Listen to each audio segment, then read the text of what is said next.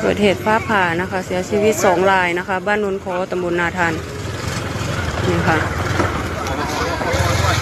อยู่กลางทุ่งนานะคะหลังฝนตกตอน5 โมงเย็นนะคะหลังฝนตกตอน5 โมงแรงนะคะออกมายามป่าค่ะพี่น้องถ้าเจ้าเมียเราหัวผัวเรามาก่อนนะเมียมาก่อนบ่เมียแล้วก็เจ้าผัวอันละดึงครับโอ้ยเป็นหลายๆรุ่นต้นค่ะพี่น้องเป็นไงพี่น้องเอ้ยระมัดระวังเอาเลยพี่น้องเด้อไปลงปลาห้องมันจะเผาออกไปพี่น้องครับเป็นไงโอ้ยพี่น้องเอ้ยเมียเรา